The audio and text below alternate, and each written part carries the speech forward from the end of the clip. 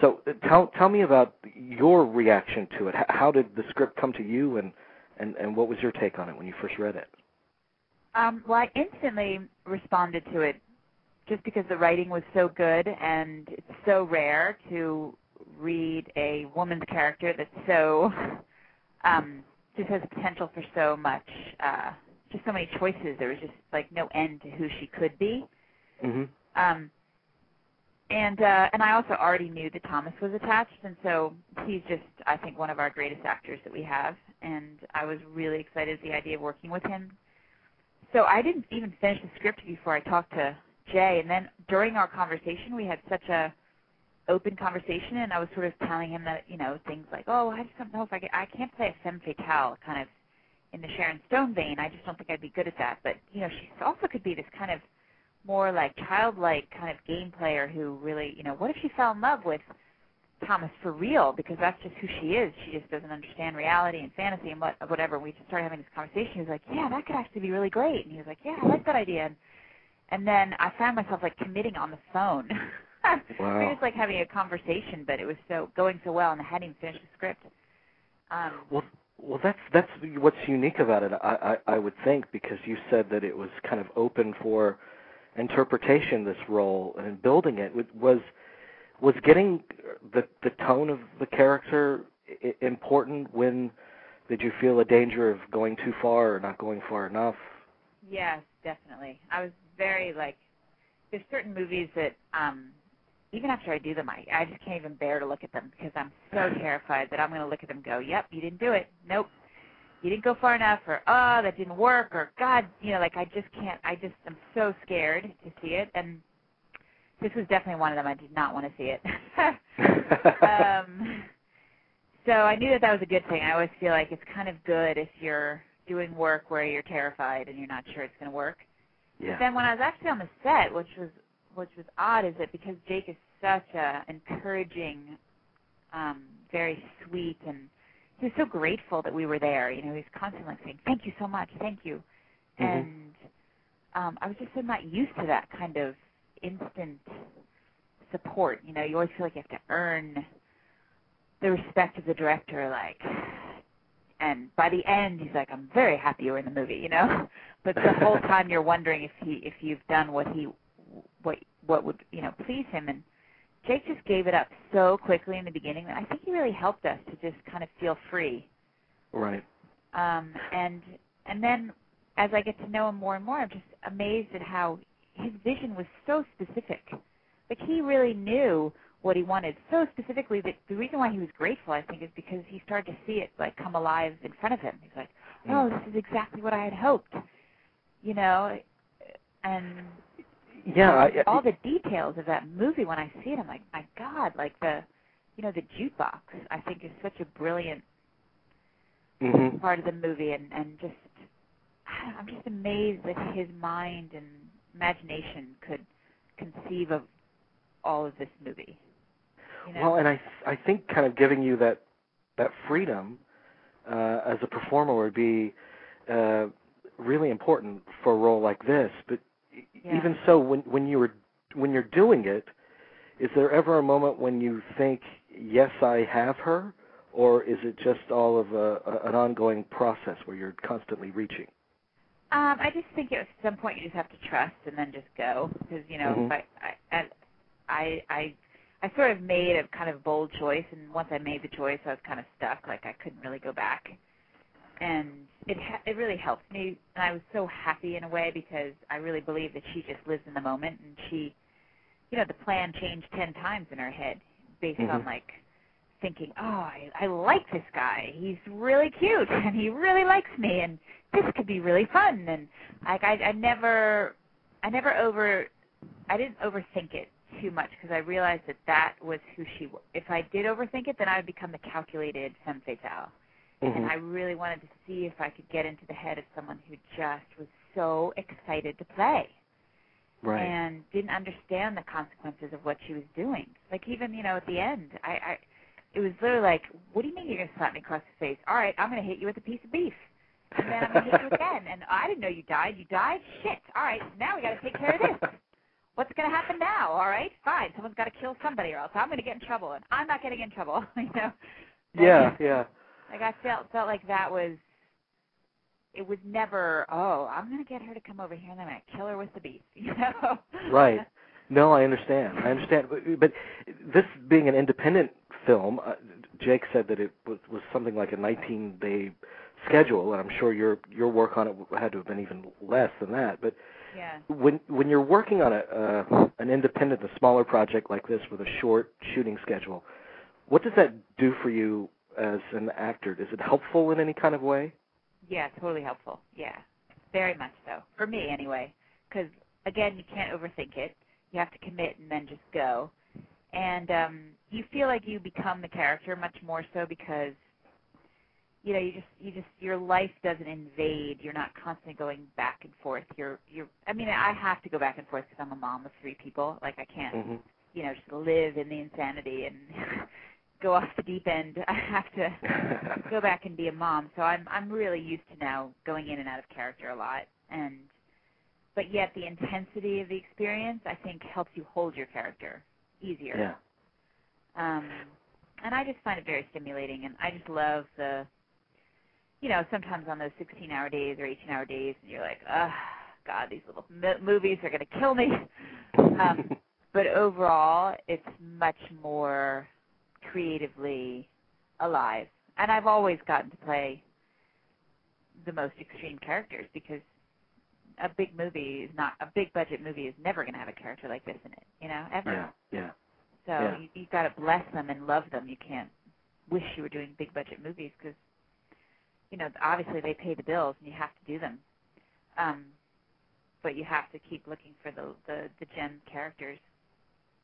Well, that kind of goes into another question I had of you, because you've been doing this for a long time. I mean, so many of us grew up as you were growing up in some of these iconic movies. We're adults now. I know. I don't remind me. Does acting give you something different now than it used to? Does it mean something else to you now? No, I think I'm much more grateful. Probably when I'm working, I'm aware of how difficult it is to find something you really love, and so when I do get the chance to do something, I'm like, wow, I'm so lucky. Whereas before, I do look back at the time where I had a lot more power, and there were so many scripts that, my God, the scripts, like I had, tons of scripts to look at and think about, and things I turned down. I think, wow, I would never have turned those things down now. I would have loved to play that character. It would be so much fun because I know I'm just going to do it once a year. I know that I'm really, it's something that you don't get to do forever. If you're lucky, you get to do it as long as I have. Who knows? You know what I mean? So much more grateful. Do you feel more fearless in a way in your choices? I definitely feel like, I definitely don't. I think that's just growing up as a person. I really could care less if you like me now.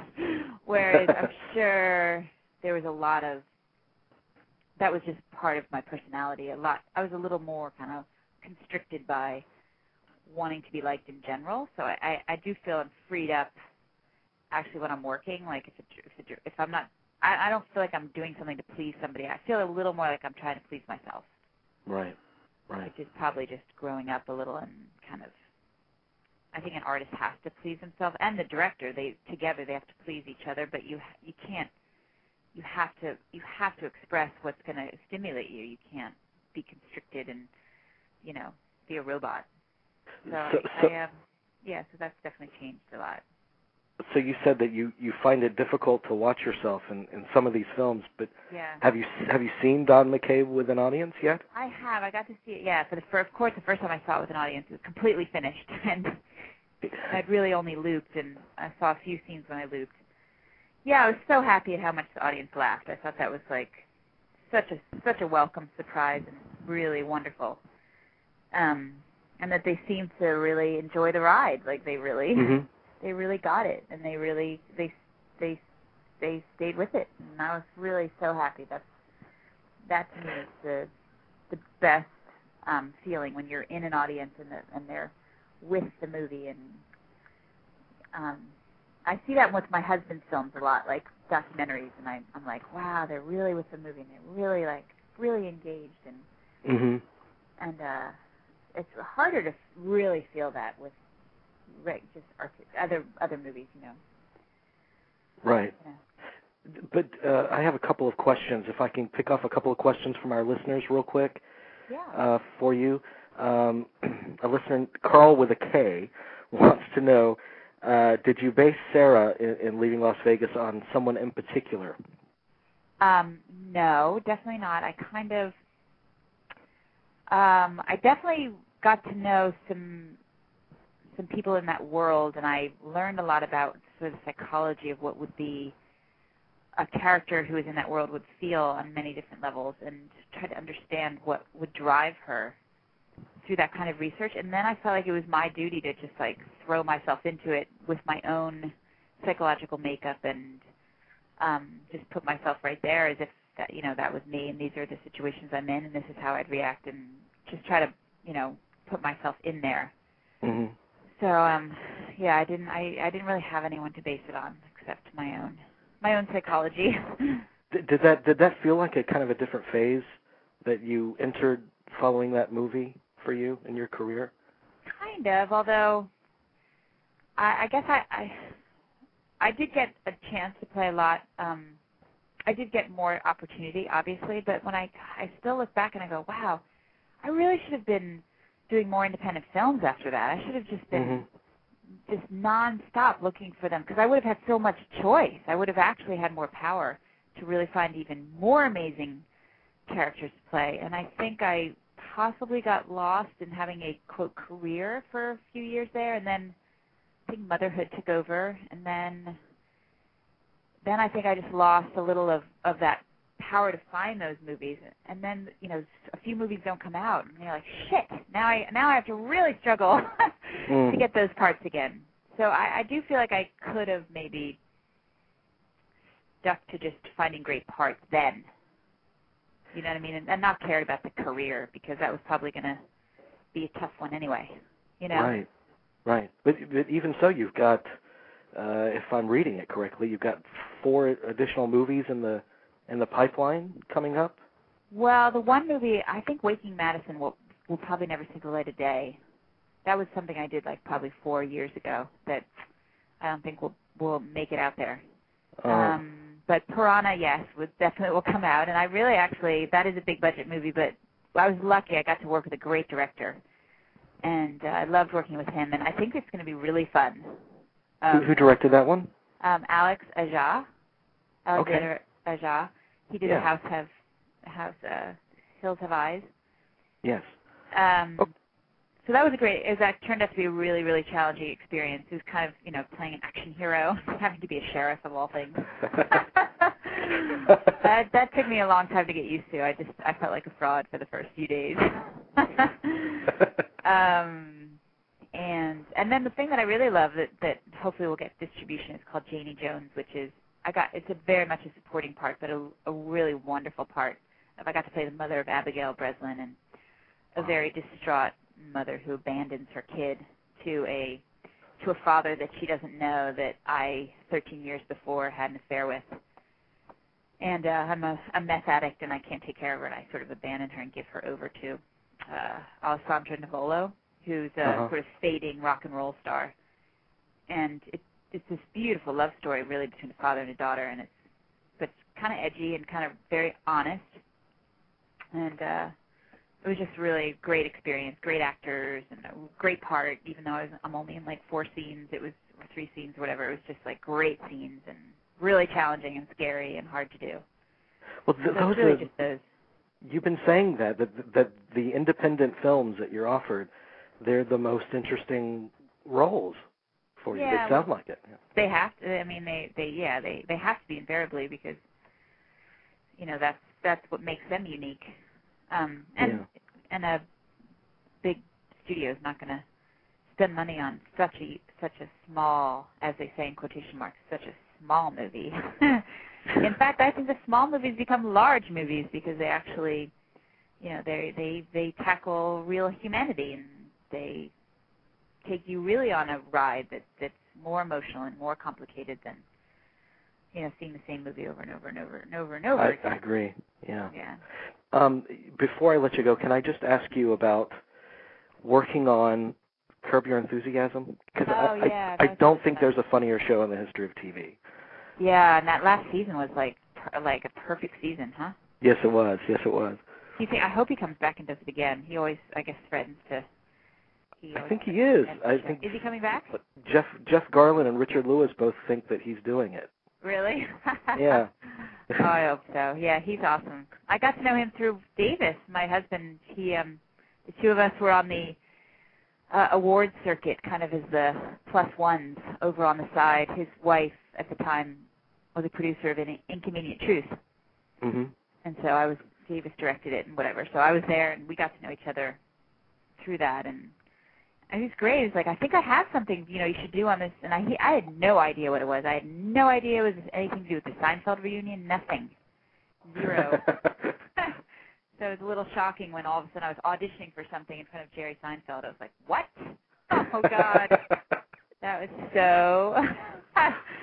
so intense. Oh, that was like a real audition moment for me.